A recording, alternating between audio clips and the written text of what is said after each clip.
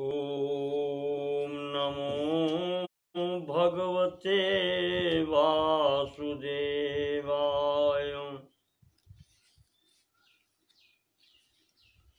यं ब्रह्मा वरुणेन्द्ररुद्रमरुतः स्तुन्वन्ति दिव्यैस्तवैः वेदैः साङ्गपदक्रमोपनिषदैर्गायन्ति यं सामगाः। ध्यानावस्थितो तद्गतेन मनसा पश्यन्ति यं योगिनो यस्यान्तं न विदुः सुरासुरगणाः। देवाय तस्मै नमः। नमो भगवते तस्मै व्यासायामिततेजसे यस्य प्रसादाद् वक्ष्यामि नारायणकथामिमाम्। नारायणं नमस्कृत्य नरं चैव नरोत्तमं देवीं सरस्वतीं व्यासं ततो जयमुदीरयेत्। ॐ नमो भगवते वासुदेवाय।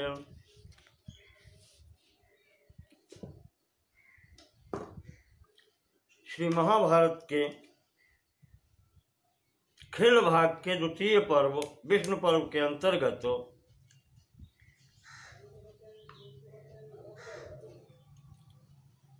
कल मैंने आपको बलराम जी के प्रभाव और महात्म्य के विषय में बतलाया।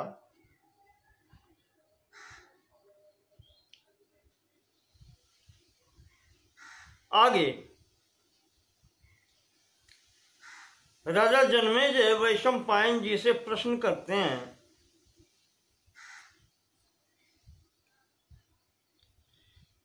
प्रत्येत्य द्वारिकां विष्णुर्हते रुक्मिणी वीर्यवान् अकरोदयन् महाबाहो तन्मे वद महामुने।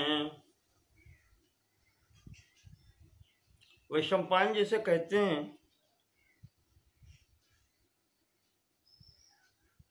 कि अनिरुद्ध के विवाह में रुक्मी के मारे जाने के बाद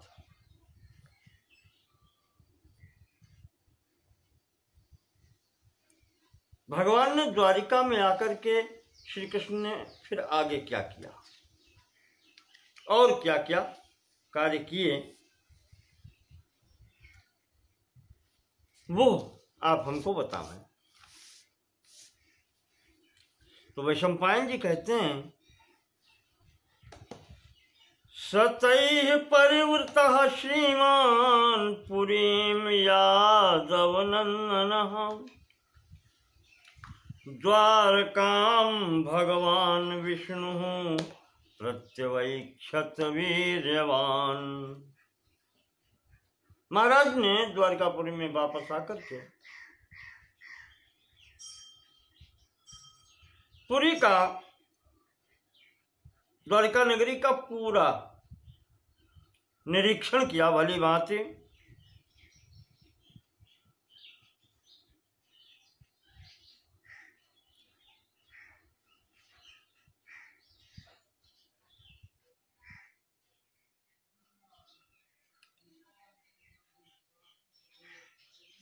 द्वारिका में इस प्रकार से रहते थे वो।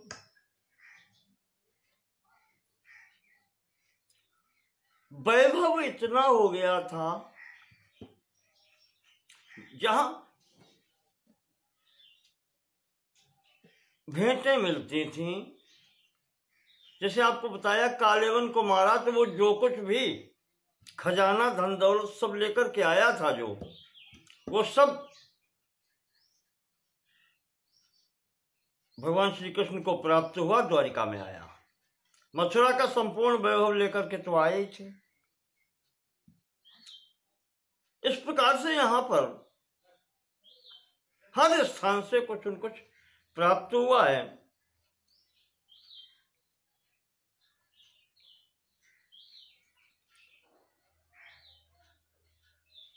इसी समय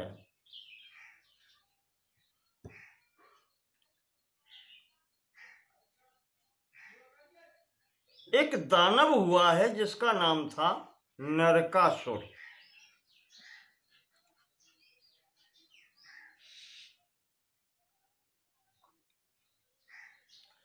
और कहीं कहीं इसका नाम भौमासुर भी आता है।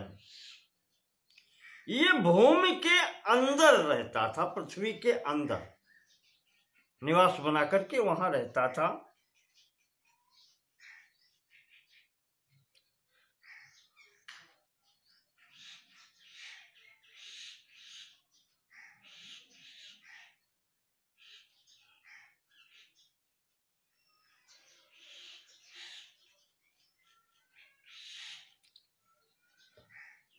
और इस प्रकार से जब ये था, भूमि के अंदर भी रहता था, तो इसको भूमि का पुत्र मानकर ही इसका नाम भौमासुर था।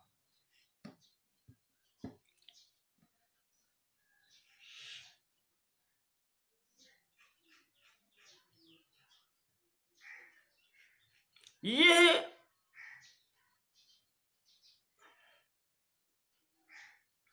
प्रमथिताम बरारोहाम नरको वाक्यम अब्रवीत।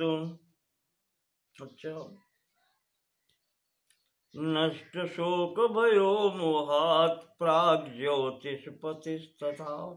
और इसका राज्य जो था, प्राग ज्योतिषपुर नाम की नगरी जो थी वो इसकी राजधानी थी। वहीं का राजा ही था।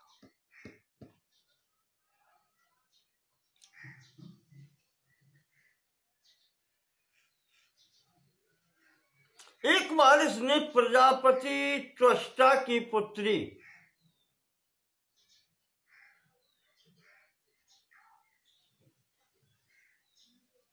का बलात् अपहरण कर लिया।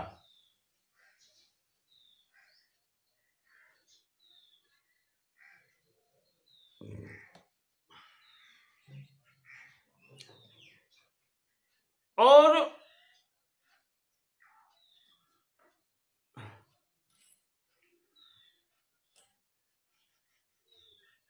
इन लोगों का काम ही यही है, लूट मार करना।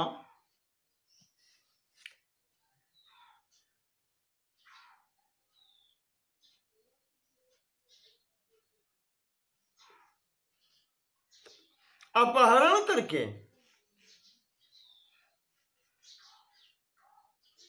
अपने घर ले आया। इसी प्रकार से गंधर्वाणाम च या कन्या जहार नरको बली याश्च देव मनुष्याणाम सप्त चाप्सरसाम गणाम। गंधर्वों की कन्याएं, मनुष्यों की, देवताओं की, अप्सराओं के जो गण हैं उनमें से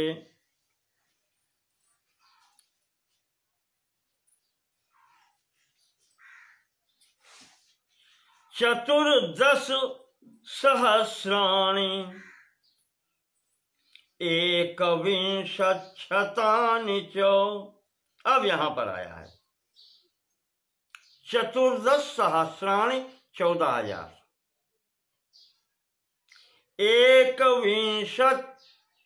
21 शतानि च 100, 2100 अन्य, 14,000 और 2100 कुल मिलाकर के 16,100।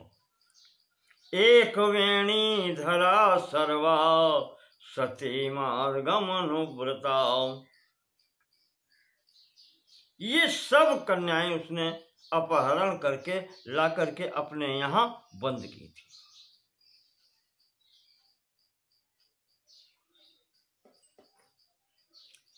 वैशंपायन जी कहते हैं कि तासाम पूर्वरम भौमो अकारयन मणिपर्वतम अलकायाम अधीनात्मा मुरोह स्वविषयम प्रति। भौमासुर ने मणि पर्वत पर इनके सबके रहने के लिए स्थान बनवाया था, जिसका दायित्व उसने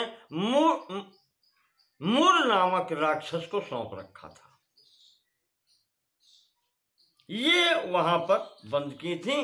अलका नाम की नगरी है।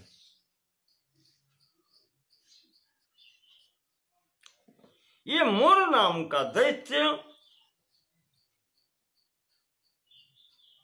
और उसके 10 पुत्र इन सब की वहां पर रक्षा करते थे, जो कन्याएं या कुमारियां ला करके इसने वहां बंद की थी।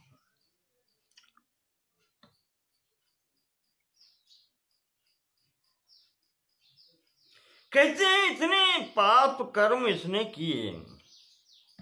न चासुर गण सर्वै सहित कर्म तत्पुरा। इससे पहले के संपूर्ण असुरों ने मिलकर भी इतने पाप नहीं किए थे जितने इसने अकेले किए।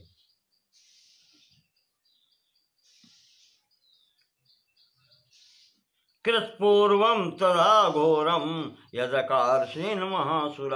उसने पाप इसने अकेले किए।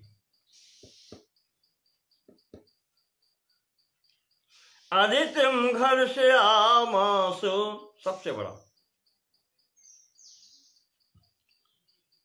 जो कश्यप जी को 13 पत्नियां दी गई हैं उसमें सबसे बड़ी आदित्य हैं। उसके बाद में द्वितीय हैं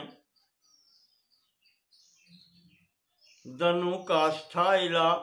ये सब पत्नियां हैं उनकी। तो दनु के पुत्र दानव हैं, द्वितीय के पुत्र दैत्य हैं, आदित्य के पुत्र देवगण हैं, आदित्य कहे जाते हैं। ये दानव होते हुए भी, नरकासुर दानव है, दनुकुल माता आदि माता इनकी समझे तो दनु है, उनसे ही दानव हुए हैं। और इसने क्या किया? आदित्यम घर से आमासो कुंडलार्थे महासुर। इस असुर ने माता आदित्य का तिरस्कार करके उनके कुंडल थे कानों के, ये छीन लिए।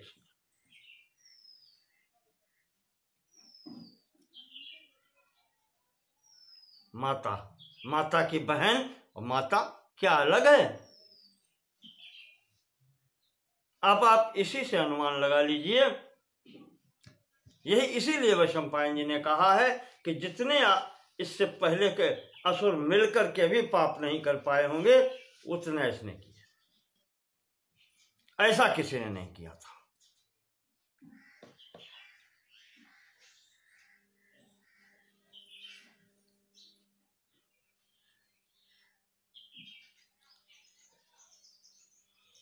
ये जिस नगरी में रहता था प्रागज्योतिषपुर में, उसके चारों दिशाओं में दरवाजे थे और प्रत्येक पर बहुत बलवान द्वारपाल रहते थे। नाम है उनके हयग्रीव, निशुंद, पंचनद और मोर। ये 4 वहां पर द्वारपाल थे।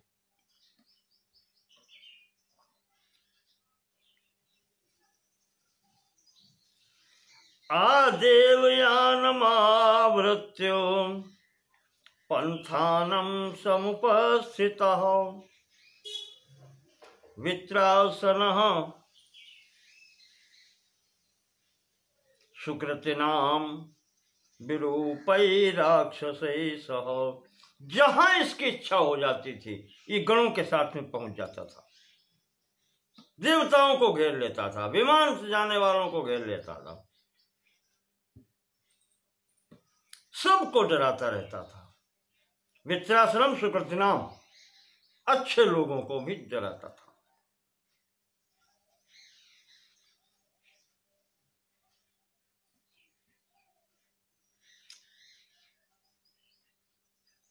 यह सूचना जब ये इतना इसका आतंक था,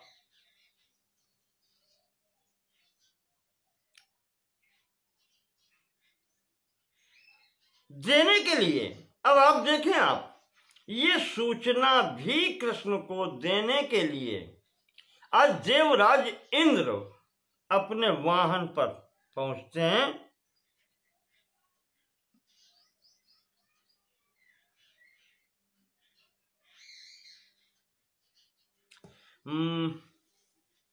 व्रतो देवगणैः सर्वैर्वासवः समदृश्यत। भगवान श्री कृष्ण के यहाँ देवगणों से घिरे हुए वासव यानी इंद्र पहुंचे।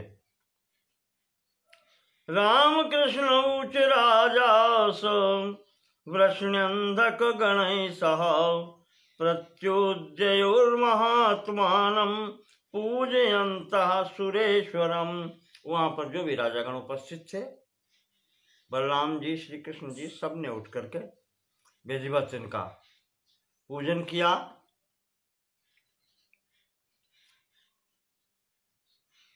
ऐरावत हाथी से उतर करके महाराज ने, इंद्र ने, सस्वजे बलजेवं च और परिस्वज्य जनार्दनम, आलिंगन किया बलराम जी का और कृष्ण का। उग्रसेन जी से भी मिले।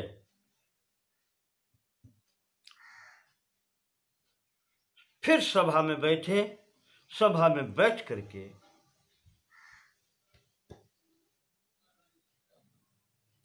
इंद्र श्री कृष्ण से बोले, देवकी नंदन बचा शृणु में मधुसूदन। हे देवकी नंदन मधुसूदन,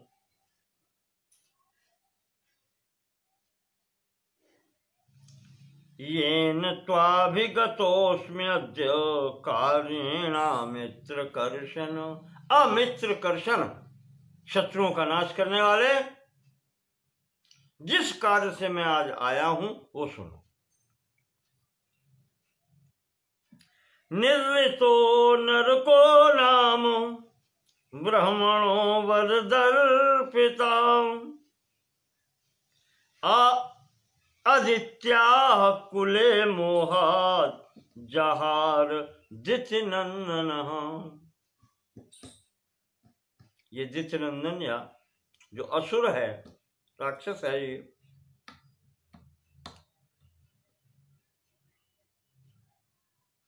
नरकासुर नाम का, इसने माता आदित्य के कुंडल ले लिए।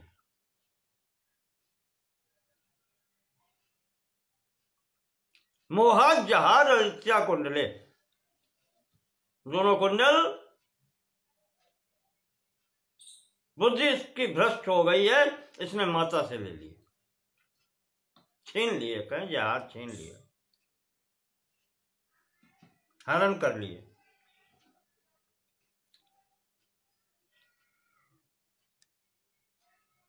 और वो सदैव हम लोगों के अहित में ही लगा रहता है।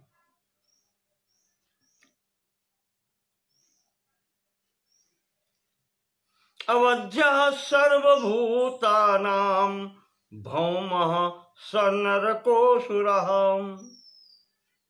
उसको कोई मार नहीं सकता पृथ्वी पर।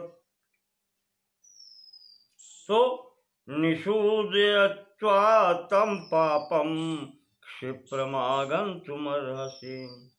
इसलिए हम चाहते ये हैं कि तुम उसका संहार करो।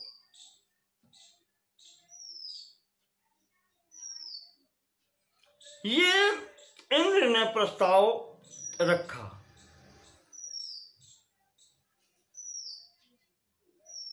कहते हैं पूर्व प्रसंग में आया है कहीं कि ये भूमि का पुत्र है,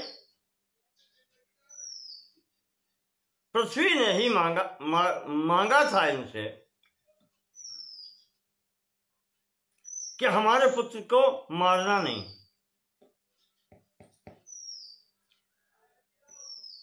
तो कहते हैं कि भगवान ने ये वरदान दिया था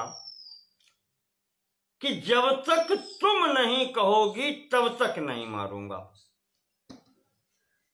पृथ्वी देवी से कहा था पुत्र तुम्हारा है, तुम कहती हो इसको मारना नहीं, तो जब तक कि इसका आचरण सही रहेगा और या जब तक तुम नहीं कहोगी तब तक इसका वध नहीं करेंगे, जब तुम ही कहोगी तब करेंगे वध। माता संतुष्ट हो गई। माता पुत्र को क्यों कहेगी मारो।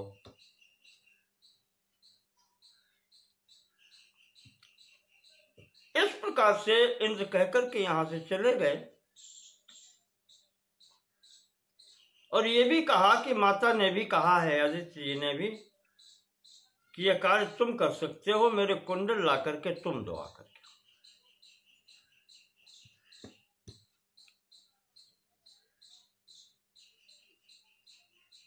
इंद्र के जाने के बाद भगवान कृष्ण ने गरुड़ पर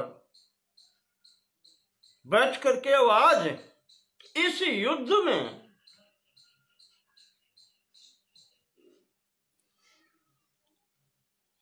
प्रतस्थे गरुड़े नाथ सत्यभामा सहायवान। कहीं नहीं गई, आज सत्यभामा जी गरुड़ पर बैठ के भगवान के साथ में हैं और महाराज प्राग्ज्योतिषपुर की ओर सीधे हो गए।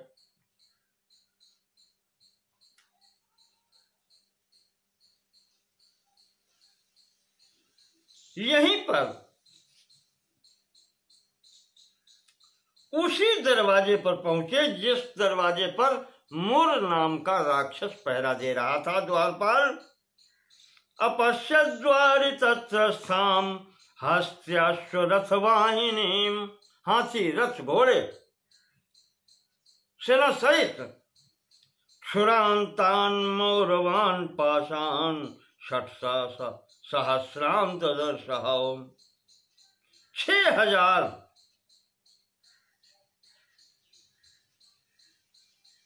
क्षुरांतान मौरवान पाषाण, मौरवान मुर के द्वारा बनाए गए 6000 पाश। पाश कहते हैं बांधने वाले, रस्सी कहते हैं उसको। इस तरीके से विभिन्न पाश शत्रु को बांधने वाले अलग अलग प्रकार के होंगे, कुछ मायावी होंगे। वो 6000 प्रकार के कहते हैं उसके पास थे वहां पर।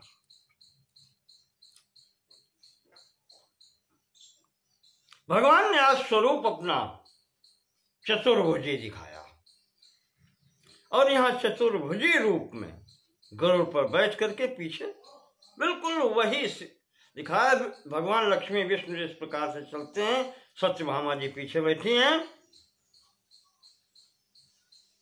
भगवान ने धनुष निकालकर सारंग संपूर्ण दिव्य है। अब तो इंद्र ने सहायता मांगी है तो कोई साधारण व्यक्ति तो होगा नहीं। दिव्य अस्त्र हैं सब। सारंग धनुष निकाल करके जो टंकार की है तो वहां पर एकदम राक्षस सावधान हुए। उन्होंने जान लिया कि भगवान विष्णु ही अब आ गए। यहां पर इनका युद्ध हुआ। ये मुर नाम का राक्षस यहां पर मारा गया। इसी के कारण भगवान का एक नाम मुरारी भी है। मुर नामक दैत्य के शत्रु वध करने वाले मुरारी। यहां पर इनके चारों द्वारपालों का वध हुआ। इसके बाद में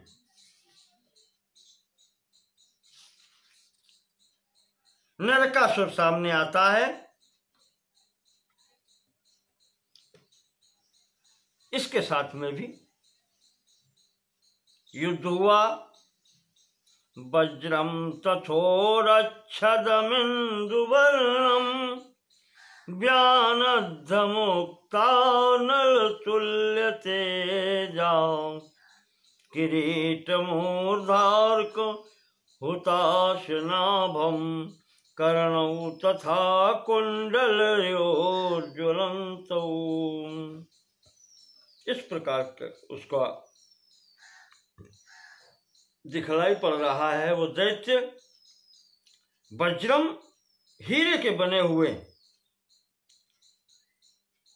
उसके कवच आदि हैं, उस पर हीरे जड़े हुए हैं। सफेद चंद्रमा के समान उज्जवल वो पहने हैं। मुक्ता की माला है, मुकुट है। इस प्रकार से उसकी शोभा हो रही है। धूम्रवर्णा महाकाया रक्ताक्षा विकृतानना। धूम्रवर्णा धुएं जैसे वर्ण का है, बहुत विशाल शरीर है, रक्ताक्षा आंखें लाल हैं, विकृतानना गुस्से के कारण, क्रोध के कारण चेहरा विकृत हो गया है। नाना कवचना सर्वे दैत्य दानव रक्षसा। और उसके साथ में नाना और भी वीर लोग हैं जो कवच धनुष लेकर के सब आए हैं। दैत्य दानव और राक्षस सब हैं यहाँ। खड्ग चर्मधरा केचित तूण धनुर्वृता। कोई तलवार, कोई ढाल, इस तरीके से। किसी के पास धनुष बाण है, तरकस, ये सब है। शक्ति हस्ता तथा केचित शूल हस्ता तथा परे। किसी के हाथों में शक्तियां हैं, किसी के हाथ में त्रिशूल हैं, शूल हैं। ये इस प्रकार से लेकर के वो सेना उसकी आती है। यहां पर तत् युद्धम अभवद घोरम घोर रूपेण रक्षसा। और भयानक युद्ध, भीषण युद्ध होता है। और यहां पर युद्ध करते करते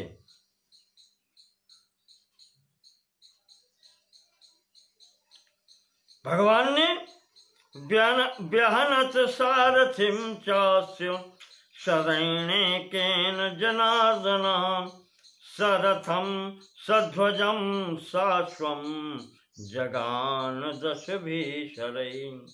भगवान ने उसका रथ, सारथी एक ही बाण से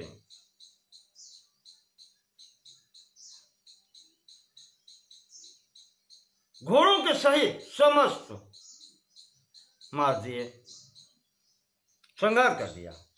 तनुत्रम चैव चिच्छेद। उसका कवच भी ये भी छेद दिया।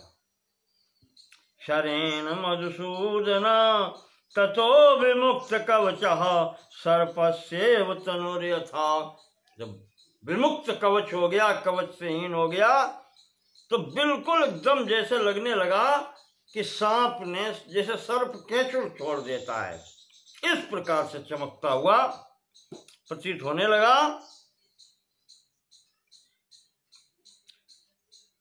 तब इस भौमासुर ने, नरकासुर ने भगवान के ऊपर शूल चलाया।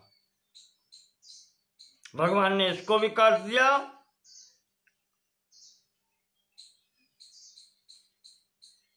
इसके बाद में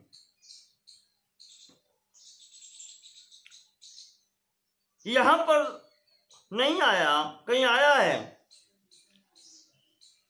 कि इतने पीड़ित हुए सत्यभामा और ये कृष्ण दोनों साथ में हैं, तो सत्यभामा जी ने कहा क्या कर रहे हो माधव, इसको मारो। भगवान, ये सत्यभामा जी हैं जो भूमि का ही अंश ये भी हैं, पृथ्वी देवी का ही ये अंश है। तो जब सत्यभामा जी ने कहा इसको मारो, तब भगवान ने चक्र से नरकासुर को काट दिया, मार दिया। अथोग्र चक्रेण प्रदीप्तेना करो द्विधा। महाराज ने इसके 2 टुकड़े कर दिए, सिर काट दिया। चक्र द्विधा कृतम तस्य शरीरम अपदत् भुवि। 2 टुकड़े किए शरीर के, ये पृथ्वी पर गिर पड़ा। कृष्णमासाद्य देवेशम जगामास्त्रमिवांशुमान। वो पूरे दिनों तक युद्ध करते हुए जैसे सूर्य अस्ताचल में जाते हैं उसी प्रकार से लड़ते हुए, और भगवान ने जब इसको काट के गिराया है तो जैसे सूर्य अस्ताचल पर जाते हैं इस प्रकार से ये वीर वहीं पर वीरगति को प्राप्त हुआ। अस्ताचल के सूर्य के भांति ये अस्त हो गया, अपना पूरा प्रभाव दिखा करके। भूमिस्तु पतितम पुत्रम। अब पृथ्वी जी ने देखा अपने पुत्र को गिरा हुआ। निरीक्षादाय कुंडले। वो अब कुंडल लेकर के, जो माता आदित्य के थे, वो पृथ्वी देवी स्वयं लेकर के आ गई कि जनार्दन ये लो। उपातिष्ठत गोविंदम वचनम चेदम अब्रवीत। सामने आकर के वो कुंडल आदित्य जी के लिए जो लाया था ये भौमासुर, वो लेकर के पृथ्वी देवी आ गई सामने। कहने लगी दत्तस्त्वयैव गोविंद त्वयैव विनिपातितः। गोविंद, ये पुत्र तुम्ही ने दिया था और आज तुम्ही ने इसका उद्धार कर दिया। यथेच्छसि तथा क्रीड बालः क्रीडन कैरिव। तुम्हारी इच्छा है, सर्व समर्थ हो, जो चाहो वो करो। यथेच्छसि तथा क्रीड, जैसे चाहो वैसे खेलो। बालः क्रीडन कैरिव, जैसे छोटे छोटे बच्चे क्रीड़ा करते हैं, खेलते हैं, उसी तरीके से तुम्हारा भी है, जो चाहो वो करो। इमे ते कुंडले देव प्रजास्तस्यानुपालय। ये आपके दिए हुए कुंडल हैं, आपकी माता जी के कुंडल हैं, ये ग्रहण करो और अब इसके जो आगे इसकी संतानें हैं उनकी तो रक्षा करो।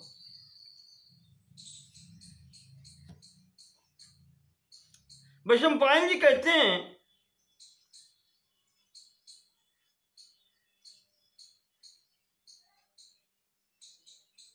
कि नरकासुर को मारने के बाद में जब उसके भवन में प्रवेश किया है भगवान ने,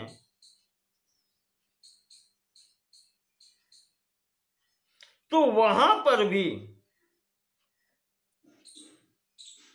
जो खजाना था, जो कोष था, ये हर जगह से लाया था ना, देश देश से लाकर के इसने इकट्ठा किया था भौमासुर ने। ये सब भगवान को प्राप्त हुआ। दैत्यों ने आकर के, जो वहां के रक्षक थे, भगवान को निवेदन कर दिए, कहा महाराज अब तो ये सब आपका ही है। हाँ, प्रसंग बस याद आ गया, ये पृथ्वी का पुत्र कैसे है। महाराज ने वाराह का रूप जिस समय रखा था, पृथ्वी देवी का उद्धार किया था। समुद्र के अंतर्गत से, प्रलय समुद्र के अंतर्गत हिरण्याक्ष जब ले गया था, तब इन्होंने जब उद्धार किया था, वहां से भगवती और भगवान वाराह के संसर्ग से इसका जन्म हुआ था। वही पृथ्वी जी ने कहा है कि तुम्ही ने दिया था और तुम्ही ने इसको मारा है।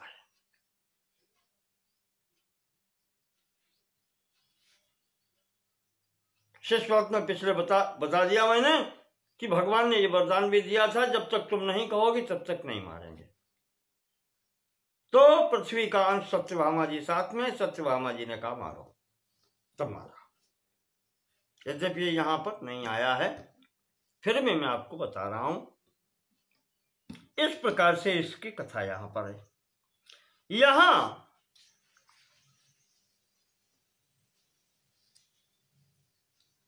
जो भी है, कोश, सेना, ये सब उन्होंने सेवकों ने भगवान को निवेदन कर दी।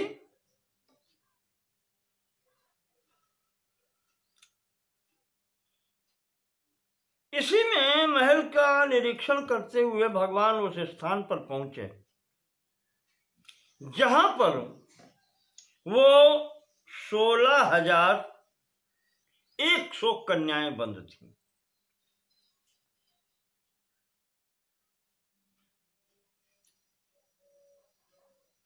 जब वहां पहुंचते हैं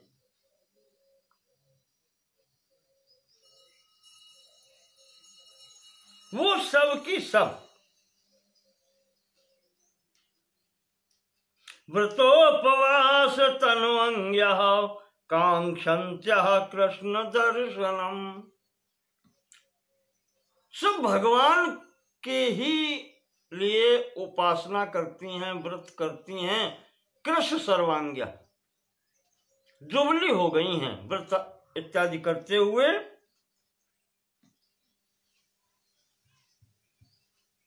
व्रतोपवास तन्वंग्या कांक्षन्त्या कृष्ण दर्शन, भगवान के दर्शनों की इच्छा करती हुई व्रतोपवास कर रही थी। आज जब उन्होंने भगवान को समक्ष देखा है, सब ने हाथ जोड़ करके वहां पर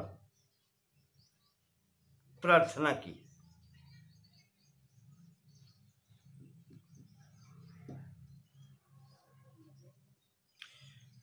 जब भगवान ने कहा अपने घर जाओ, तो उन्होंने कहा कि हम ऐसी स्थिति में यहां नहीं हैं, हमें स्वीकार कौन करेगा। आपने हमारा यहां से उद्धार किया है, तो आपको छोड़ करके हम किसकी शरण में जाएं। विष्णुर्नारायणो देवः शंख चक्र गदा शिवृत, शंख चक्र गदा धारी आप ही सब ओर से रक्षक हैं। विष्णुर्नारायण देव, आप ही विष्णु हैं, आप ही नारायण हैं।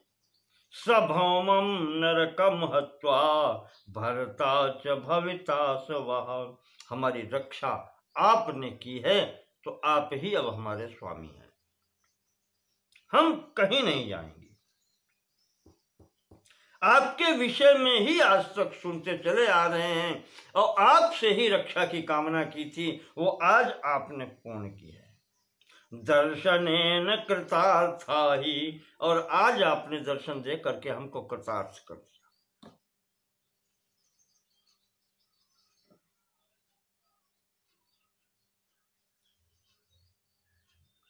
भगवान ने उन सबको वहां पर सांत्वना दी। सांत्वना दे करके, सम्मान दे करके भगवान ने इन सब को द्वारिका भेज दिया।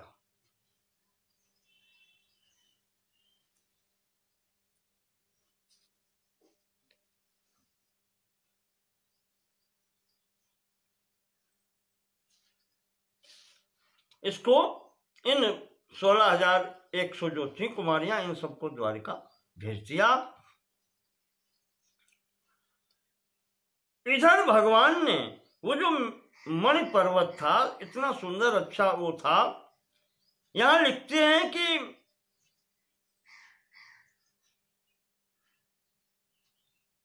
उसका शिखर भी भगवान ने उखाड़ करके गरुड़ पर रख लिया।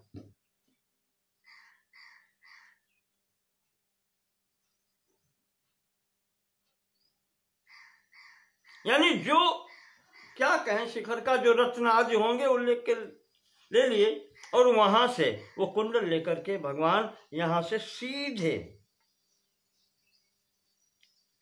इंद्र भवन पहुंचते हैं। प्राप्य पुण्यतमान लोकान देवलोकमरिंदमः शक्र सद्म समासाद्य प्रविवेश जनार्दन। संपूर्ण लोकों की यात्रा करते हुए भगवान इंद्र के भवन में पहुंचते हैं। अवतीर सताख्यात, गरुड़ से उतर करके तो ददर्श विबुधाधिपम ददर्श, इंद्र के दर्शन किए। वहां प्रादाय कुंडले दिव्य, वो दिव्य कुंडल जो थे माता आदित्य के, बवंदे तम तदाच्युतः सभार्यो विबुध श्रेष्ठम नर श्रेष्ठो जनार्दन। इंद्र को यहाँ पर दिव्य कुंडल दिए, और दोनों पत्नी जो है सत्यभामा जी, स्वयं भगवान कृष्ण ने इंद्र की वंदना की, प्रणाम किया। देवराज इंद्र बड़े भाई हैं। आपको याद होगा आदित्य के पुत्रों में इंद्र बड़े हैं, वामन भगवान सबसे छोटे हैं, विष्णु सबसे छोटे हैं। छोटे बनने में ही आनंद होता है, भगवान छोटे हैं।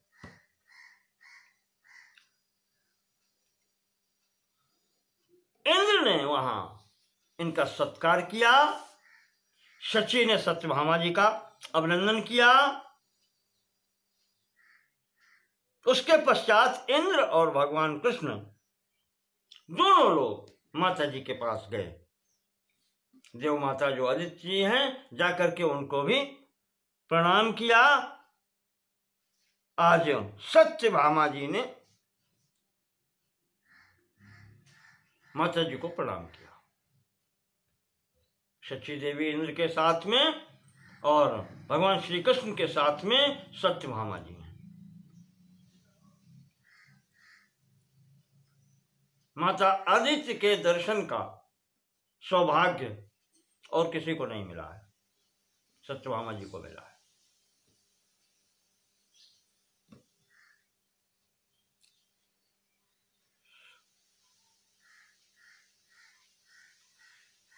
भगवती आदित्य ने दोनों पुत्रों को अपने हृदय से लगा लिया और आशीर्वाद दिए हैं। शची और सत्यभामा जी ने जब प्रणाम किया, इनको भी आशीर्वाद मिला। माता आशीर्वाद देती है, भगवान है तो क्या हुआ, माता तो माता है। यथावद ब्रवीचैव जनार्दन मिजं वचः अधृष्यः सर्वभूतानां अवध्यश्च भविष्यसि। कहा संसार में कृष्ण तुम्हारा कोई तिरस्कार नहीं कर सकता। अधृष्य, धृष्यता तुम्हारे सामने कोई नहीं कर सकता। और अवध्या, बध कौन कर सकता है। यथैव देवराजोयम अजितो लोक पूजिता, जैसे देवराज इंद्र की इनको कोई जीत नहीं सकता, समस्त लोक इनकी पूजा करता है, ऐसे तुम्हारी पूजा होगी।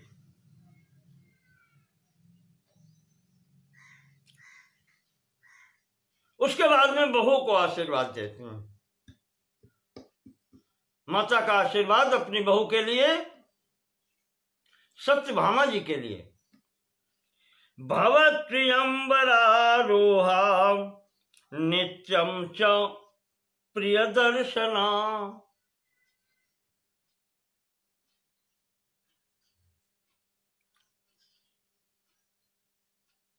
यम वरारोहा, ये जो सुंदरी है,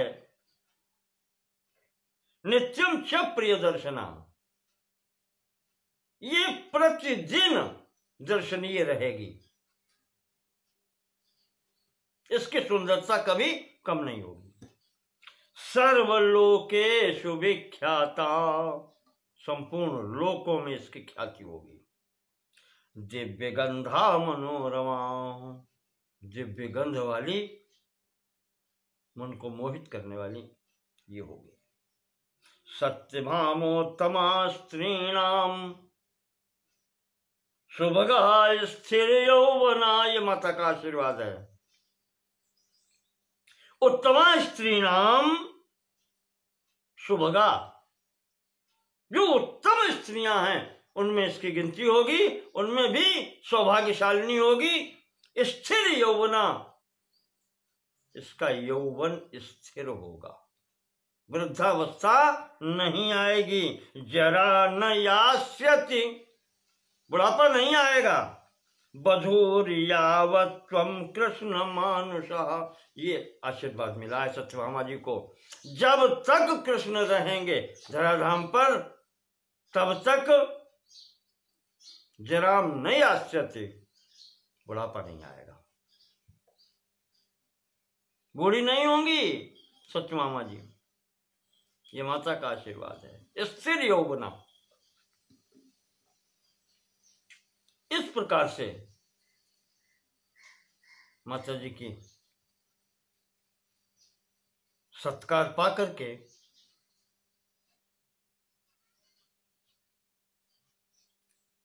गरुड़ के साथ में सत्यभामा जी और कृष्ण वो नंदन वन में उधर अब आए हैं, तो दर्शनीय स्थल देखने हैं। वहां सब घूम फिर करके देखा। वहां पर एक बहुत अच्छा वृक्ष दिखाई पड़ा। इसकी सुरभि, इसके जो सुगंध से आकर्षित होकर के वहां देखा इन्होंने, बहुत अच्छा इनको लगा। वैशंपायन जी कहते हैं कि ये वृक्ष पारिजात का वृक्ष है, जिसके पुष्पों से आकर्षित होकर के वहां पहुंचे। वैशंपायन जी बता रहे हैं कि जन्मेजय, इस वृक्ष के पास जाने पर यमासाद्य जनः सर्वो जातिम स्मरति पौर्विकीम, वृक्ष के पास जो पहुंच जाता था उसे अपने पूर्व जन्मों की भी याद आ जाती थी। ऐसा वृक्ष ये था। और यहां पर बहुत से देवता लोग इस वृक्ष की रक्षा करते थे।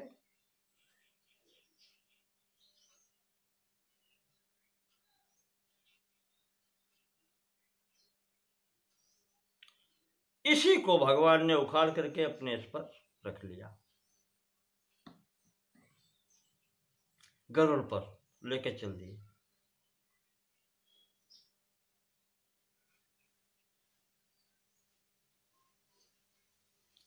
ये जब इंद्र ने सुना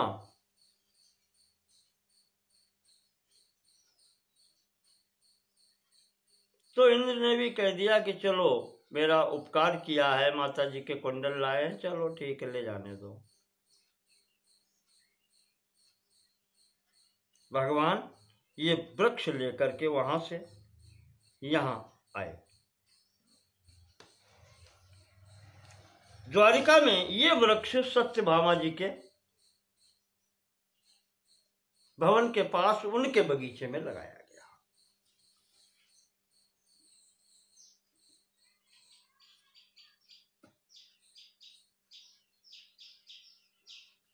यहां पर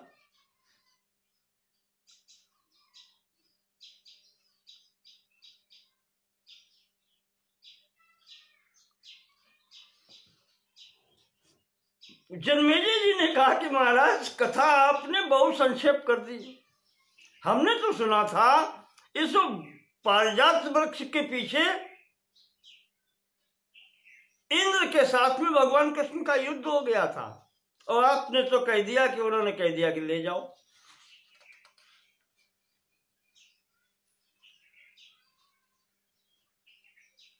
तो ये कैसे है महाराज? कथा पूरी सुनाए आप, वो कहानी पूरी बताएं आप हमको, ऐसा कैसे हुआ? जब एक तरफ आप कहते हैं भाई भी हैं और फिर इनमें युद्ध हो गया। तो वैशंपायन जी कहते हैं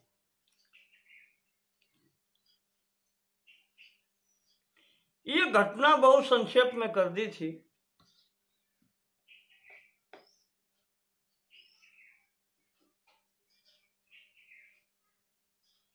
हुआ ये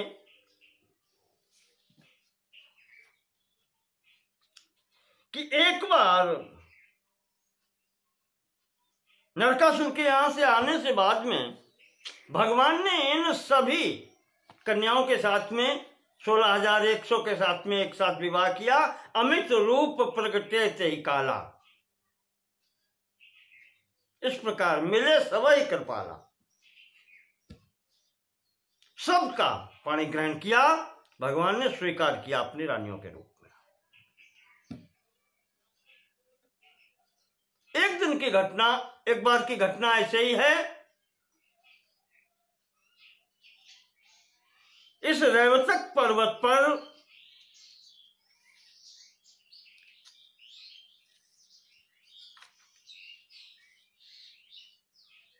रुक्मिणी देवी ने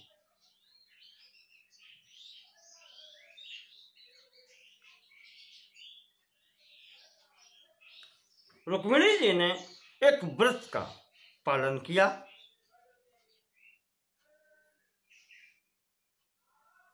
यहां पर भगवान श्री कृष्ण भी आए।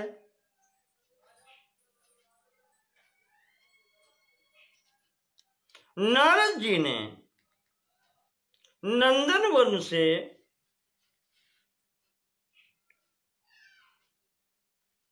लाए हुए, नारद जी लेके आए थे एक फूल इस पारिजात वृक्ष का, वो भगवान के हाथ में पकड़ा दिया।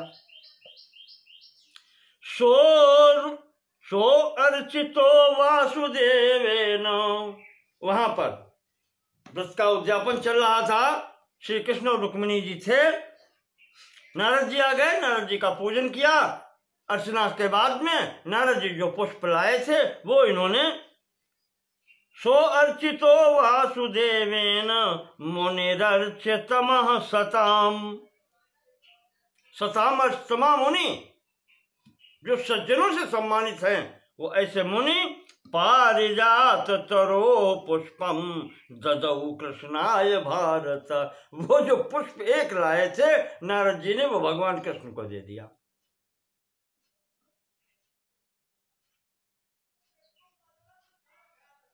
इधर साथ में यहां तो रुक्मिणी जी अकेली हैं। महाराज ने वो पुष्प उठा करके कृष्ण ने रुक्मिणी जी को दे दिया। देवर्ष के दिया हुआ प्रसाद है। रुक्मिणी जी ने वो अपने सिर में लगा लिया। शिरसि अमल पत्राक्षी ददौ कृष्णेंगितानुगाव पियहि की त्यजान निहारी। भगवान ने दिया रुक्मिणी जी को, रुक्मिणी जी ने भाव समझा और उसको सिर पर धारण किया।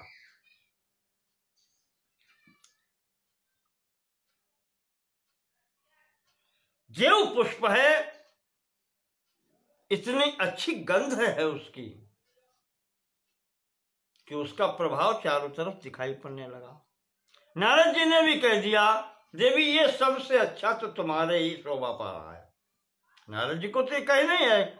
ताम नारदस्तथोवाच मुनिर ब्रह्म सुतस्तदा तवैवोपैकम पुष्पम एकम देवी पतिव्रते। ये पुष्प तो तुम्हारे लायक था, तुम्हारे योग्य था। इस प्रकार से महाराज ने और प्रशंसा करती।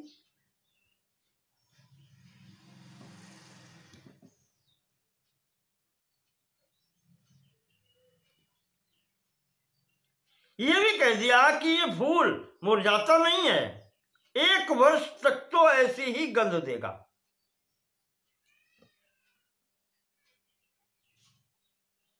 जिसके पास ये पुष्प होता है उसको सर्दी गर्मी नहीं लगती। बहुत गुण बताए हैं। सेव्यमानम च सौभाग्यम ददाति वरवर्णिनी, जो इसका सेवन करता है, जो इसको धारण करता है, उसका सौभाग्य बढ़ता है।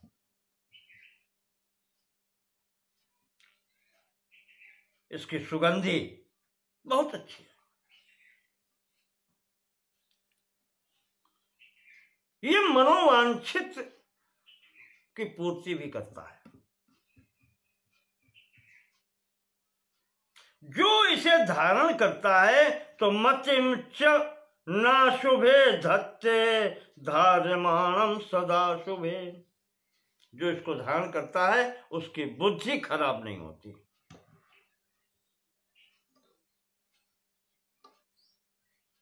इस प्रकार से बहुत से गुण बताए उन्होंने। कहते हैं कि भगवती उमा के श्रृंगार में ये पुष्प प्रयोग होता है। अब तुम्हारा सौभाग्य है कि ये पुष्प कृष्ण के हाथों तुम्हें मिल गया।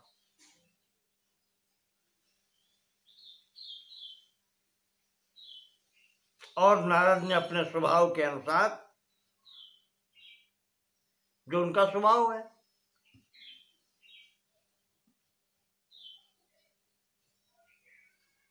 भेद उत्पन्न कर देना, कलह उत्पन्न कर देना। महाराज ने भगवान श्री कृष्ण के घर में भी आग लगा दी। रुक्मिणी से कह दिया कि आप धारण कर लो इसको, आज सत्यभामा को भी मालूम हो जाएगा कि भगवान प्रेम किसको करते हैं। नाम ले दिया भगवान नारद जी ने।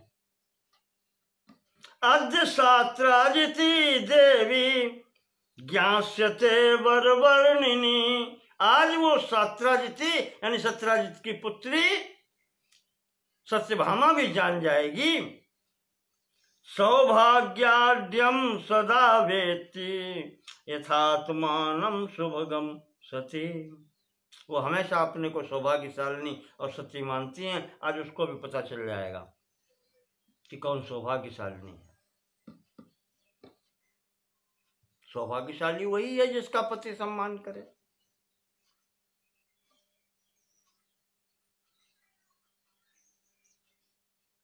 ये इधर कह दिया। और महाराज नारदे नैव मुक्तम तुम तथ्यम वाक्यम नराधिप तत्रस्था शुश्रुवु प्रेष्या प्रेषिता सत्यभामया। रानी यहां मौजूद नहीं थी, सत्यभामा नहीं मौजूद थी, पर दासियां तो थी जहां पर ये सब कार्य हो रहे थे। उन्होंने सुन लिया। जो सत्यभामा की दासियां थीं या अन्य रानियों की भी जो दासियां थीं, उन्होंने यहां पर ये सब नारद जी की कही हुई बात सुनी। तच्च श्रुत्वा सुनिखिलम, वो सब सुन करके उन्होंने जाकर के अपने अपने जो उनकी स्वामिनी थी उनको बतला दिया कि नारद जी ऐसा कह के गए हैं। और भगवान ने विशेष सम्मान दिया है। और किसी रानी ने कुछ नहीं कहा, पर ये सत्यभामा को खल गया। और खल क्या गया, नारद जी ने नाम ही ले दिया था। वो तो आग लगाने वाले हैं, भेद उत्पन्न कर देने वाले हैं, कह के चले गए। जब सत्यभामा का नाम ले दिया तो अब उसको तो बुरा लगना है।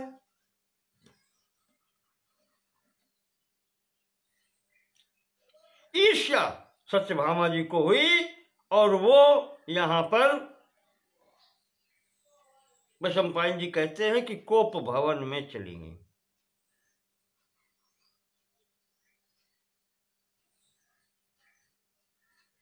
यहां भी कोप भवन है।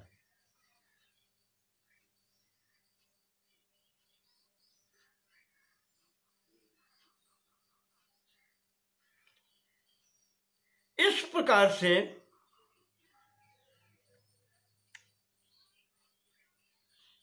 भगवती को क्रोधित देख करके सत्यभामा जी को भगवान श्री कृष्ण जब गए तब उनको मालूम हुआ कि ऐसी स्थिति हो गई।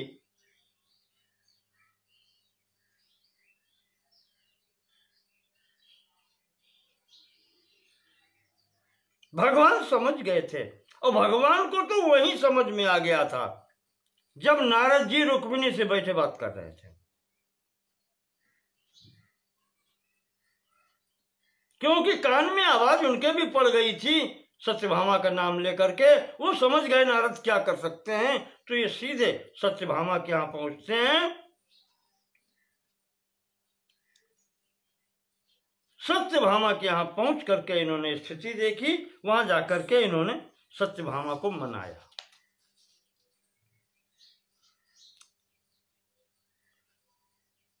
सत्यभामा को जब मनाया तो सत्यभामा कहती हैं कि मुझे तो अब वो वृक्ष ही चाहिए।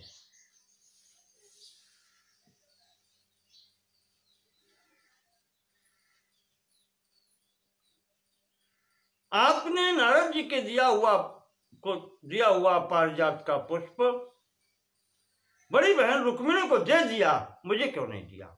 या तो फिर मेरे लिए मंगाते।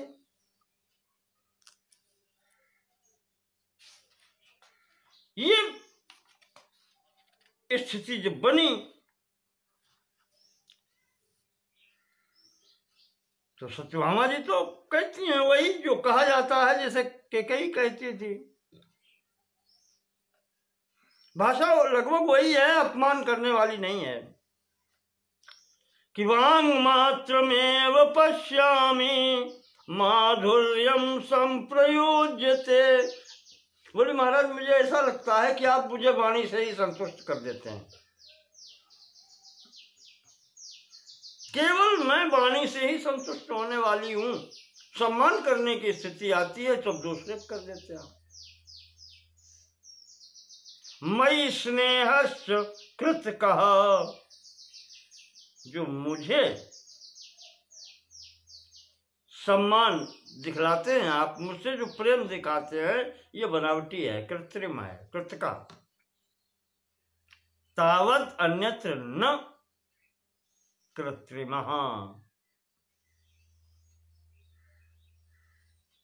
और अन्यत्र न कृत्रिम,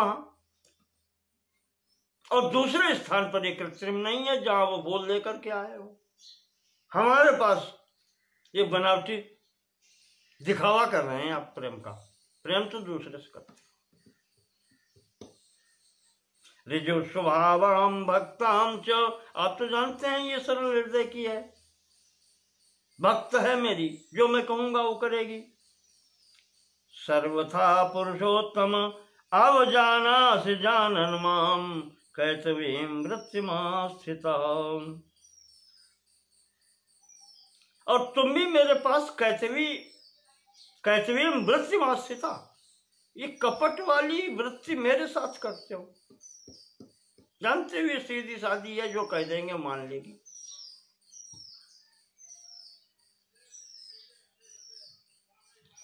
अब जो देखना था एतावत खलु पर्याप्तम, ये पर्याप्त हो गया। जो देखना था वो देख लिया, सुनना था वो सुन लिया। दृष्टम द्रष्टव्यम अव्ययम श्रुतम चाप्यथ यच्छ्राव्यम दृष्टः स्नेह फलोदया। स्नेह का फल क्या प्राप्त होता है ये भी देख लिया। कहा हमें आप आज्ञा दो प्राण छोड़ने की, सीधे न कहकर वो कहती है मैं तपस्या करूंगी। आपसे अनुमति इसलिए मांग रही हूं कि बिना पति की अनुमति के, सत्यभामा जी कहती हैं इतना क्रोध है फिर भी, भर्तुच्छन्देन नारीणाम तपोवा व्रत कहानी वा। आजकल के लोग शिक्षा लें इससे। भर्तुच्छन्देन, भर्तुर भर्ता की आज्ञा के बिना,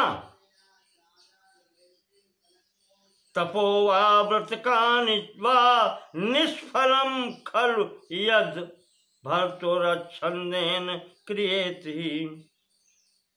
बिना अगर पति की आज्ञा के अगर कोई व्रत और तपस्या जो भी किया जाता है सब निष्फल होता है। पति की आज्ञा लेकर के जो किया जाता है वही सफल होता है।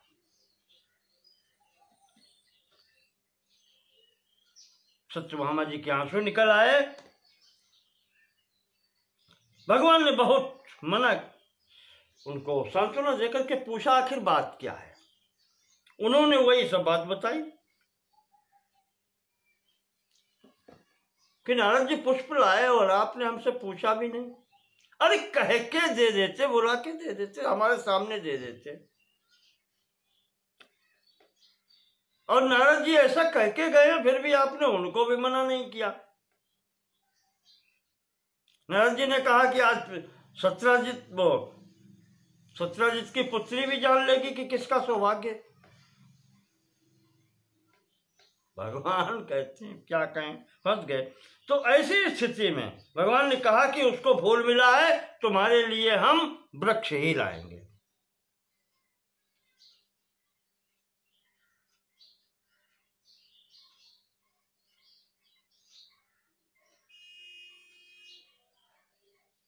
पारिजातक पुष्पाणि यदि इच्छस्यति कोपने तदा दातास्मि शुश्रूणि सत्यमे तद्ब्रवीमितम। का मैं सत्य कहता हूं, तुम्हें फूल मिलेंगे। स्वर्गास्पदा दानयित्वा, स्वर्गास्पदा दानयित्वा पारिजातम द्रुमेश्वरम ग्रहे ते स्थापयिष्यामि यावत कालम त्वमिच्छसि। जब तक के लिए तुम चाहोगी स्वर्ग लोक से ला करके वो पारिजात का वृक्ष तुम्हें देंगे।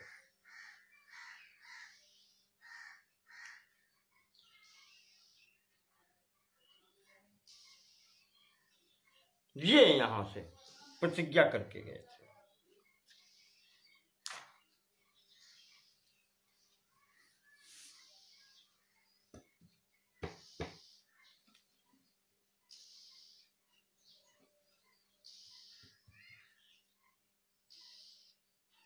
ये यहां से कह करके इनका क्रोध दूर किया।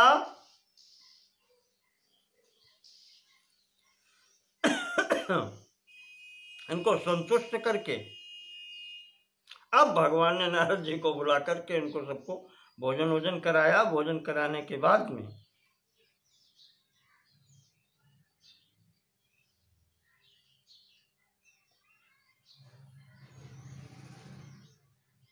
नारद जी ने भोजन किया और उनको क्या चाहिए।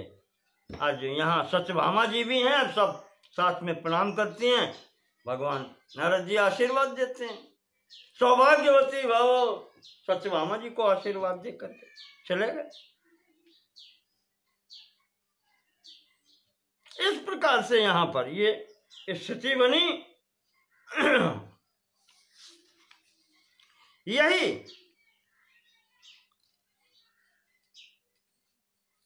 वहां जब पहुंचे तो चलते समय में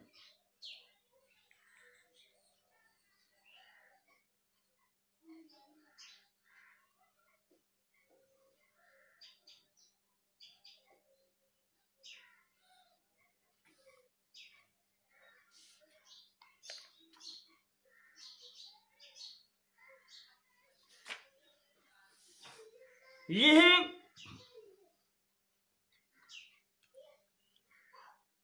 वृक्ष जो है, वैशंपायन जी कहते हैं इसका पता नारद जी से पूछा, श्री कृष्ण ने कहाँ है? नारद जी ने बता दिया कि इंद्र के नंदन वन में है। तो पहले तो भगवान ने सूचना नारद जी के द्वारा भिजवाई इंद्र के पास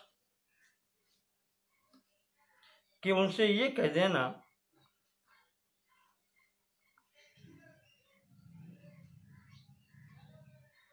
कि ये वृक्ष आपके पास है और कृष्ण ने कहा है वो आपके छोटे भाई हैं,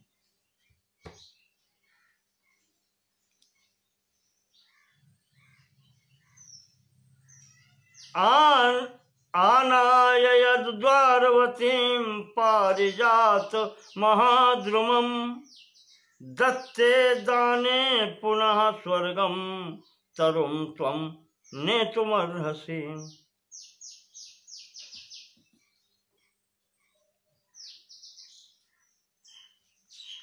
कहा कि सत्यभामा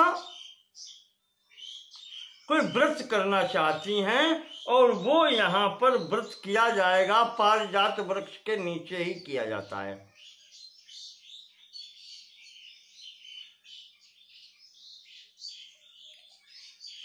और वही दान इत्यादि दिया जाता है। वही आया है कि दत्ते दाने पुनः स्वर्गम तरुम तो हम ने तुम्हारा सी इतने दिनों के लिए भेज दीजिए कि वो व्रत का पालन हो जाए और उसके बाद में आप अपना वृक्ष ले जाना।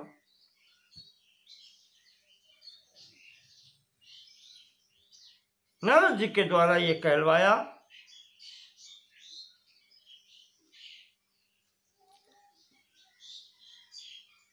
ऐसा नारद जी ने जाकर के वहां पर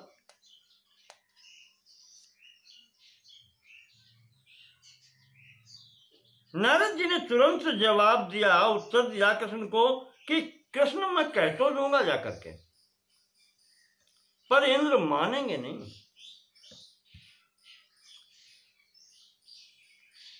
मजबूत करके चल रहे हैं ना नारद यहां से कि अगर इंद्र ने ना माना तो उसी के संबंध में कहते हैं कि कह तो मैं दूंगा, न तो दास्यति देवेंद्र पारिजातम कथंचन, पर देवेंद्र इंद्र जो हैं वो उसको देंगे नहीं, ये भी मैं जानता हूं।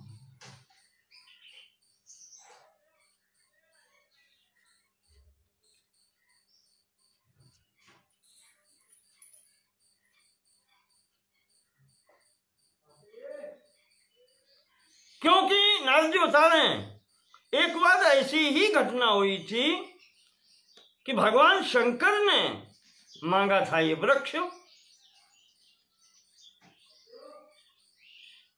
पर उन्होंने दिया नहीं था।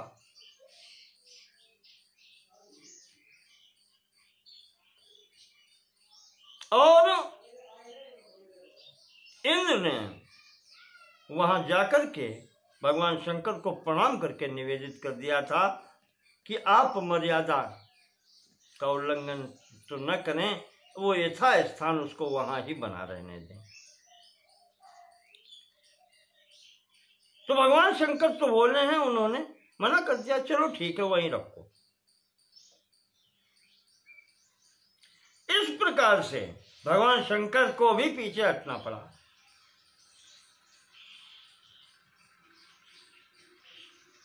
तो नारद जी कहते हैं कि जब उनको नहीं मिला तो आपको कैसे मिलेगा?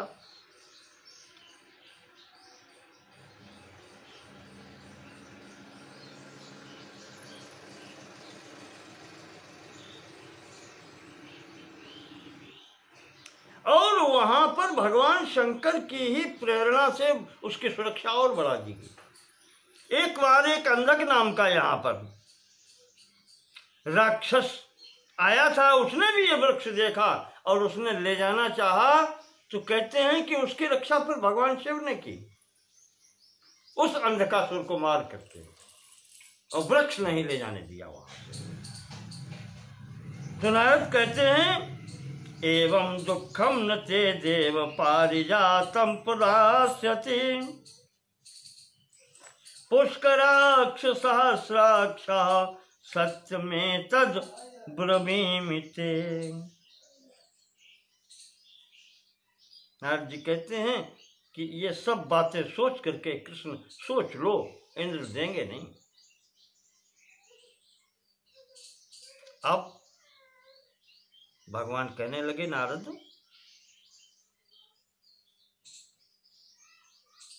भगवान शंकर ने कृपा कर दी उनके ऊपर, वो नहीं लेके गए, वो उनकी बात है,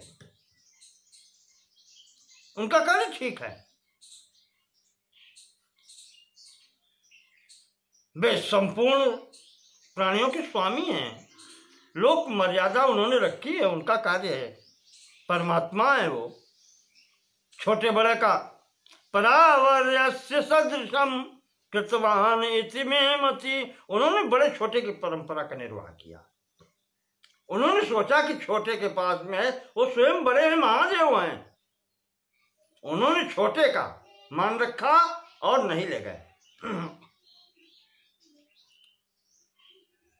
तो नारद जी उनसे कहना कि वो भी तो परंपरा का निर्वाह करें, हम भी तो उनसे छोटे हैं।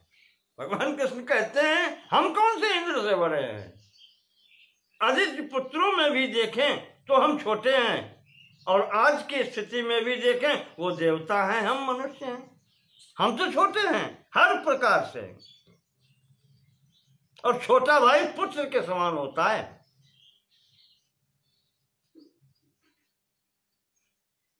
आप समर्थ हैं, नारद जी से कहते हैं कि आप अच्छी बातें कर सकते हैं, हम आपको क्या बताएं कि आपको क्या कहना है।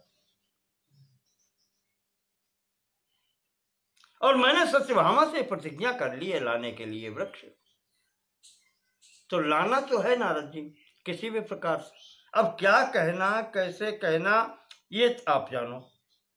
और अगर मेरी मई भग्न प्रतिज्ञा वही लोकानाम विप्लवो भवेत, अगर मेरी प्रतिज्ञा भंग हो गई तो लोकानाम विप्लवो भवेत, तो समस्त लोकों में प्रलय हो जाएगी, फिर विप्लव हो जाएगा।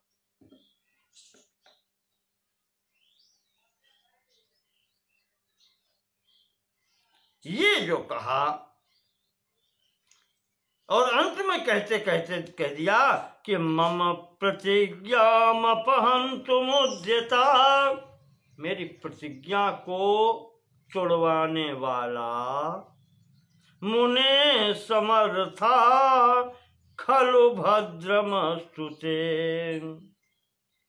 कोई भी समर्थ नहीं है, न देव गंधर्व गणान राक्षसा न चासुरा नैव च यक्ष पन्नगा, ये सब एक तरफ हो जाए, मेरी प्रतिज्ञा को कोई भंग नहीं करा सकता, किसी की सामर्थ्य नहीं है। और अंत में कह दिया कि सपारिजातम यदि न प्रदास्यसि प्रयाच्यमानो भवता मरेश्वरा। नारद जी, अगर आपके मांगने से इंद्र पारिजात नहीं देंगे, तदा शची व्यामृदितानुलेपने, तो शची की सेवा पाने वाले वो इंद्र गदाम विमोक्ष्यामि पुरंदरोसी, भले ही वो पुरंदर हो, इंद्र हो, फिर मैं उन पर अपनी गदा का प्रहार करूंगा। ये अंतिम धमकी महाराज ने दे दी कि वृक्ष तो चाहिए ही चाहिए।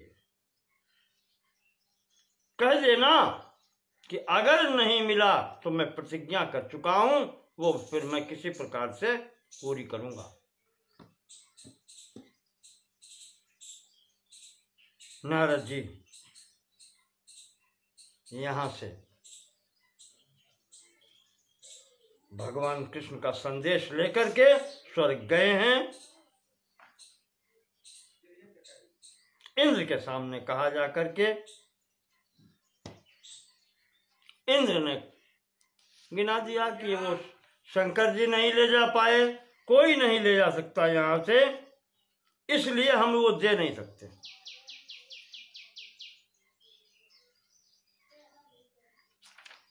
नारद जी ने बहुत समझाया कि वो छोटे भाई हैं तुम्हारे, दे लो, क्या जाता है। तो वो तो कहता है वो देवराज है,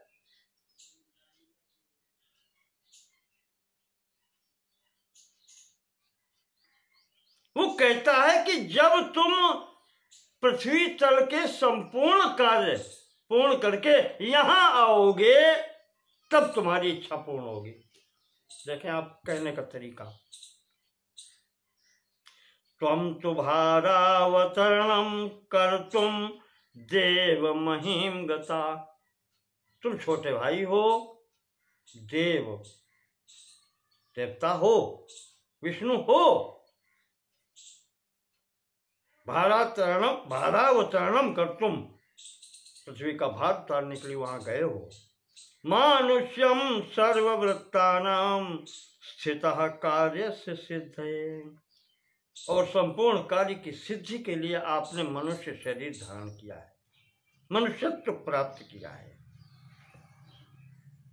त्वयितेन प्रतिज्ञेहि, तो उसके बाद में जो तुमने भार हटाने की प्रतिज्ञा की थी उसको पूर्ण करके पुनः प्राप्त त्रिविष्टपम, फिर आओगे स्वर्ग में।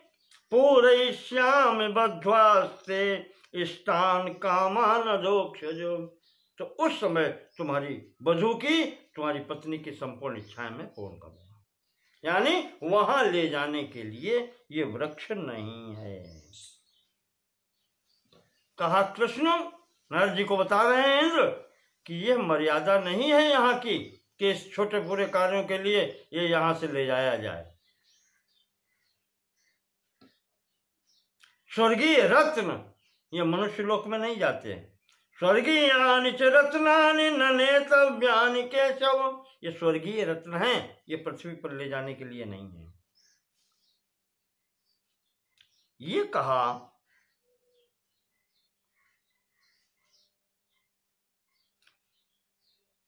और कहते कहते कह गए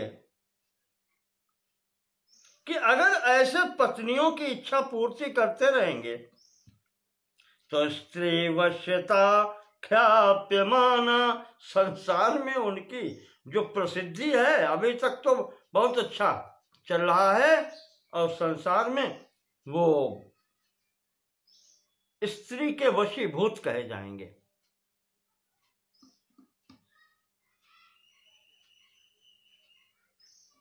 बदनामी हो जाएगी उनकी, अपमान हो जाएगा संसार में, अपयश मिलेगा, कलंक मिलेगा। जगत अयशसा योगम, संसार में अयश होगा उनका, यश समाप्त हो जाएगा। इतमे मति, ऐसा मुझे मेरी बुद्धि कह रही है। तो उनसे कहना कि इस प्रकार से स्त्री के वशीभूत न हो, और स्त्री के लिए मैं उनका बड़ा भाई हूं, मेरा भी अपमान करने की न सोचें। ये कहा, ये उचित नहीं है। और अगर यहां से किसी प्रकार से ले गए तो ये भी तो मेरा अपमान ही होगा। स्वर्गीय वस्तु अगर यहां से बड़ा हठ पूर्वक ले गए तो मेरा अपमान करके ही ले जाएंगे।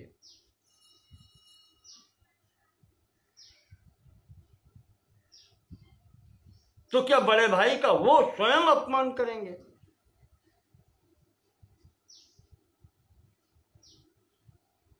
और अगर ऐसा करेंगे तो सांसारिक मनुष्यों में वो फिर उनमें अंतर क्या रहा?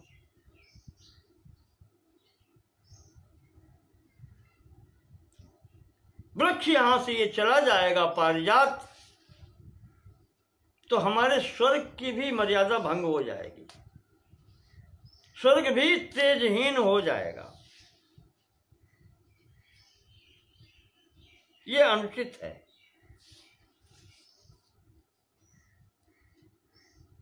सत्यभामा के लिए नारद जी यहां से और जो भी इच्छा हो ले जाएं। हाराश्च मणयश्चैव चंदनान्य गुरूणि च वस्त्राणि च विचित्राणि बद्ध्वा त्वं द्वारकां नय। वस्त्र आभूषण जो भी आवश्यकता हो ले जाओ, यहां से द्वारका के लिए ले जाओ। जो वस्तुएं मनुष्य के योग्य हैं वो ले जाओ। शक्ति अधिक हो गई है तो क्या वो स्वर्ग को लूट लेंगे क्या? ये जब कहा तो नारद जी ने सीधी बात कही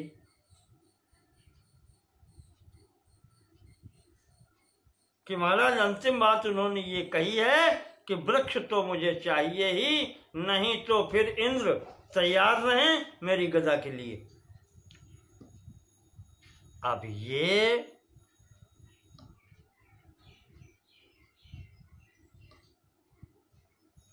बतलाया नारद जी ने। कहते हैं कि उपेंद्रस्य महेंद्रायम भ्रातुस्ते निश्चय परा।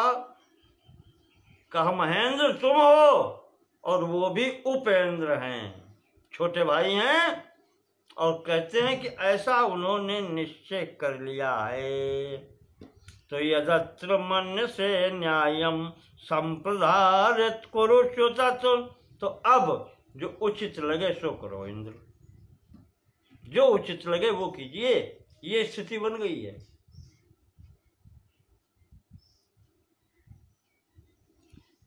तो इंद्र कहते हैं अच्छा ये उन्होंने कहा है।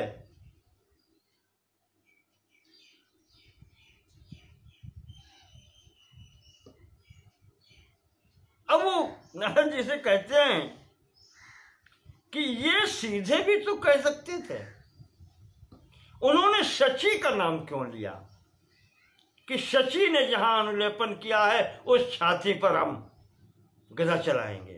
यही भगवान के शब्द थे। ततः शची व्यामृदितानुलेपने, यह आया था। ततः शची व्यामृदितानुलेपने गदां विमोक्ष्यामि पुरंदरो रसी। जहां शची देवी अनुलेपन लगाती हैं उस उर पर मैं गदा का प्रहार करूंगा।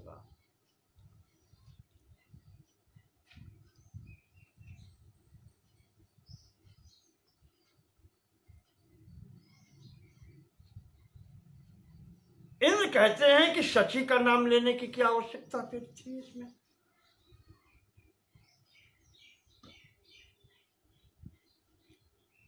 और फिर कहते हैं नारद जी अगर कोई विवाद होता है तो माता पिता का कर्तव्य है कि जिस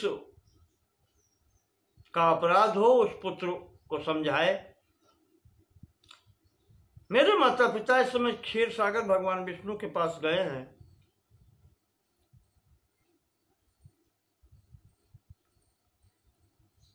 इधर कृष्ण की ये स्थिति हो गई है।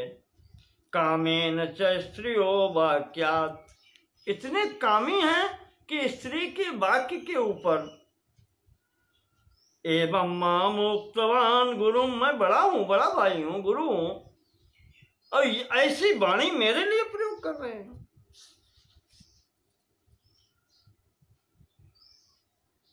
महर्षि कश्यप के कुल में ऐसा तो कोई हुआ नहीं जो आज तक अपमान करे।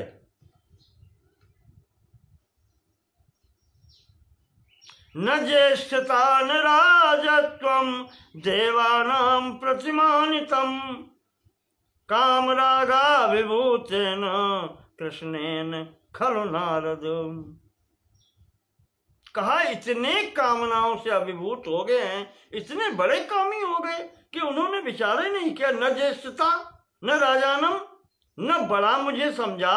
अरे राजा ही समझ लेते, साधारण राजा ही समझ लेते। न राजत्वम देवानाम, अब देवराज हैं, इसका भी विचार नहीं किया और हमारा अपमान करने लगे।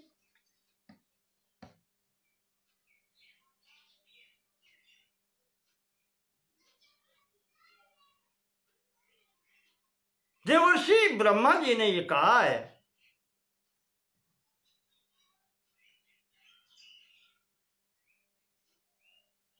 कि पुत्रदार सहस्रैर्हि भ्राता नघ विशिष्यते।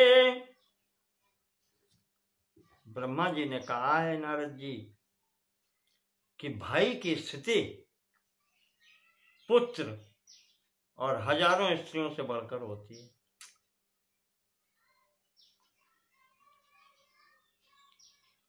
महाराज तुलसीदास जी भी लिखते हैं मानस में, मिलहि न जगत सहोदर भ्राता। संसार में और सब कुछ मिल सकता है लेकिन सहोदर भ्राता नहीं मिलता। वही यहां पर कहते हैं इंद्र कि नारद ब्रह्मा जी ने भी ये कहा है कि स्त्रियां संसार में पुत्र भी मिल जाएंगे, स्त्री भी मिल जाएगी, पर भाई बहुत कम, भाई नहीं मिलता है। भाई की अलग ही विशेषता होती है। इतिमाम अब्रवीन माता पिता चैव प्रजापति, और ऐसा ही मेरे माता पिता ने भी कहा है।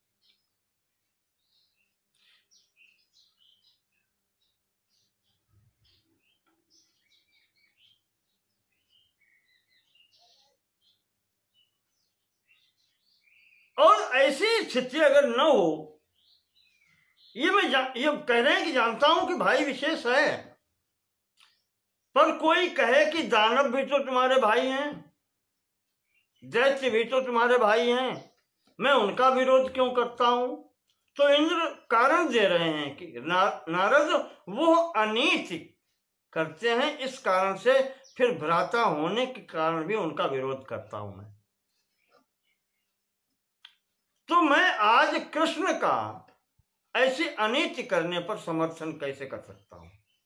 इसलिए मैं वही बात यहां पर भी कहने की स्थिति बन जाती है।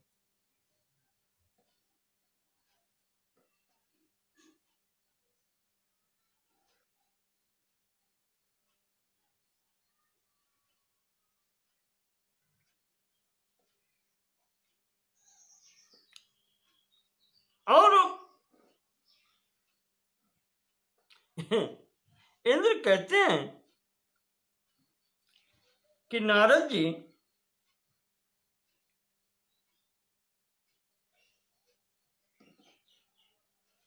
क्या कहें, जब भाई ही खड़ा हो जाए विरोध में, अभी इसी जन्म में ये हमारा अपमान कर चुके हैं।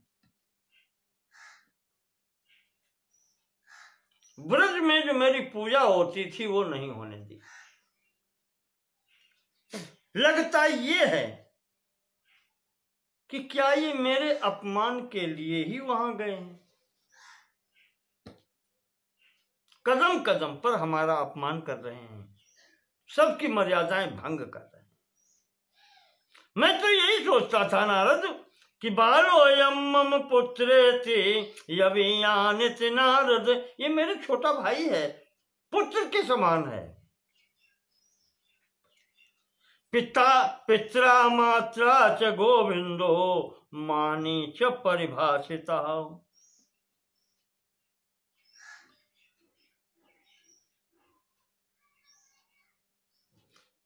मैं पिता माता की इच्छा के अनुसार ही इसके साथ में बर्ताव कर रहा था। मानी है, मैं जानता हूं ये सम्मान चाहता है, तो मैं वैसा सम्मान भी इसको देता हूं। बड़े होकर के भी इसको, छोटे को भी मैं सम्मान देता हूं।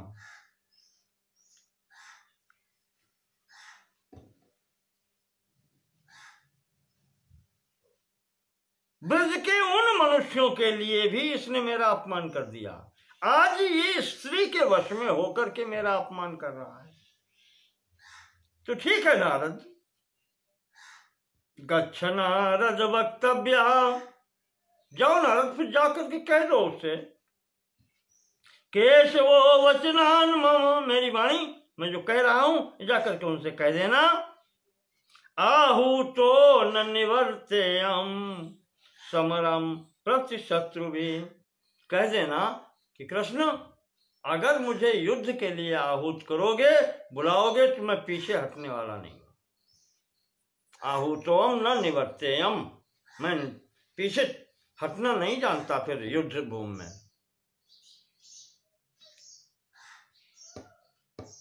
यदि इच्छसि तदा गच्छो संयम ते यत्त्वमिच्छसि, ठीक है। प्रहरस्व च पूर्वम त्वम भार्याजित यथेच्छसि, कहते हैं कह देना उनसे यदि ऐसा ही है, भार्या जित हो गए हो, स्त्री के द्वारा जीत लिए गए हो, स्त्री के वश में हो गए हो, तो ठीक है, तुम्हारी जो इच्छा है वो करो, मैं तैयार हूं। यदि इच्छस तद आगच्छ, प्रहरस्व च पूर्वम त्वम, और आकर के पहला प्रहार तुम ही करो।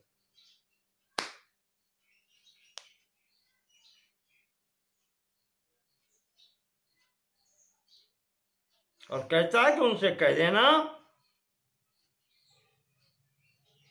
कि पलाश पत्रार्धमपि त्वयाजितो, त्वया अजितो, तुम्हारे द्वारा न जीते जाने पर भी, या मुझे बगैर जीते तुम्हें ये चीज प्राप्त नहीं हो सकती, ये वस्तु, ये वृक्ष, पलाश पत्रार्धमपि त्वयाजितो न पारिजातस्य तव प्रदास्यति।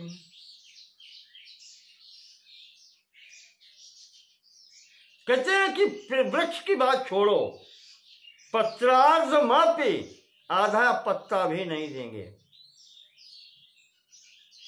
इति प्रवाच्यो मधुसूदनस्त्वया वचो मदीयम स्मरता तपोधन। ये नारद जी जाकर के उनसे कह देना कि वृक्ष की बात क्या है, आधा पत्ता भी नहीं मिलेगा, मुझे जीतोगे तभी मिलेगा। नारद जी ने जाकर के ये कह दिया, जाकर के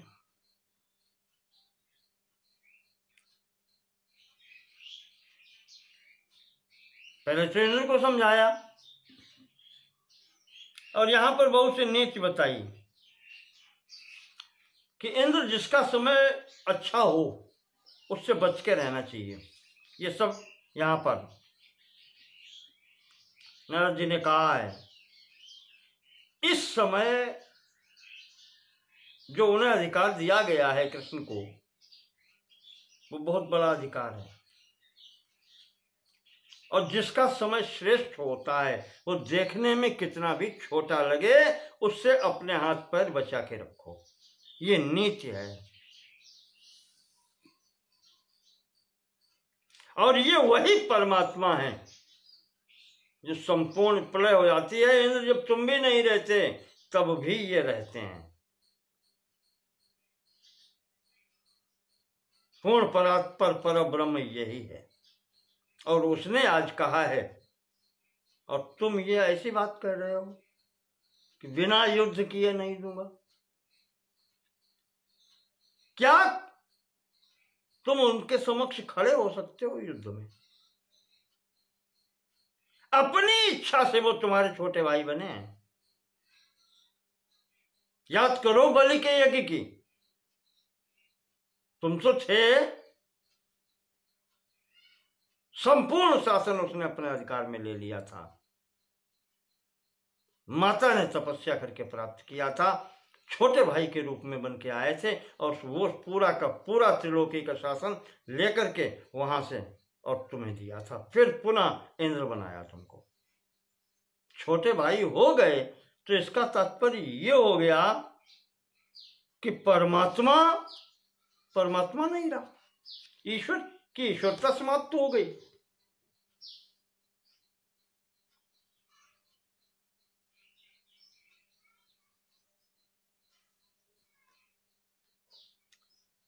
नारद जी समझाते हैं, वो अपना तर्क देता है कि फिर मुझे अपना बड़ा भाई बनाया क्यों, मर्यादा भंग क्या वही करेंगे। इस प्रकार से यहां पर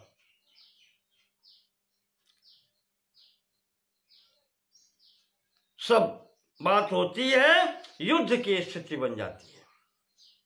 युद्ध की स्थिति बनने पर फिर ब्रह्मा जी की प्रेरणा से महाराज कश्यप जी और आदित्य जी यहां पर बीच में पड़ते हैं और आकर के दोनों को समझाते हैं कि ये भाइयों के बीच में युद्ध अच्छा नहीं है। युद्ध हो जाता है यहां पर, युद्ध होने की स्थिति में फिर बीच में पड़ के कश्यप जी समझाते हैं कि ये भाइयों के बीच का युद्ध अच्छा नहीं है, इसको समाप्त करो। तो कहते हैं क्या करें फिर? तो कश्यप जी ने कहा कि ठीक है, वृक्ष इनको दो। इंद्र, जब तक ये पृथ्वी पर रहेंगे तब तक वृक्ष इनके अधिकार में रहेगा, और उसके बाद में, इनके आने के बाद में वृक्ष भी आपको मिल जाएगा, तुम्हें मिल जाएगा। इतने दिनों के लिए दे दो, कितनी बड़ी बात है। मनुष्य शरीर सदैव रहने वाला थोड़ी है, जब तक ये शरीर से वहां रहेंगे भूमि पर, तब तक ये वहां पर वृक्ष रहेगा, और उसके बाद में ये पुनः तुम्हें प्राप्त हो जाएगा। ऐसा कह करके महाराज ने उस युद्ध का उपसंहार कराया।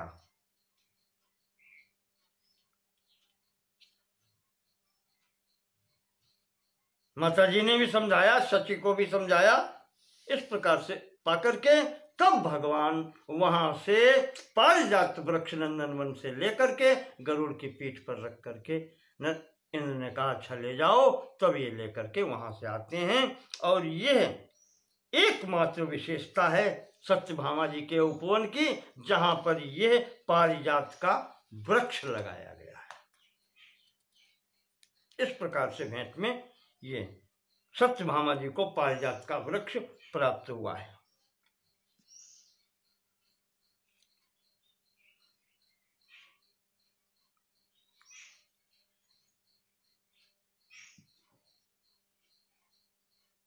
संपूर्ण रानियों में सत्यभामा का पक्ष इतना ही अधिक रहा है। रुक्मिणी जी कभी भी द्वारका छोड़ के बाहर नहीं गई। साथ जाने वालों में सत्यभामा जी ये बाहर भी गई हैं। रुक्मिणी जी सदैव घर में रही हैं। गृहस्थिन रुक्मिणी जी है। यहां पर सत्यभामा जी ने अपने व्रत का अनुष्ठान किया और नारद जी का स्मरण किया। अब क्या व्रत हुआ, कैसे हुआ, इसकी बात फिर अगले अंक में होगी। यहां पर भी नारद जी की, अब देखें, नारद जी चूकने वाले नहीं हैं। नारद जी हर जगह हैं। इतना करके पारिजात वृक्ष मंगवा दिया सत्यभामा जी के यहां, और पुनः अब व्रत करवा रहे हैं सत्यभामा जी के द्वारा। वो कैसे होगा, ये सब स्थितियां अब कल के खंड में आएंगी। आज तो समय पूर्ण हो चुका है, कुछ अधिक ही हो गया है। धन्यवाद। पुलिस भगवान श्री कृष्णचंद्र की।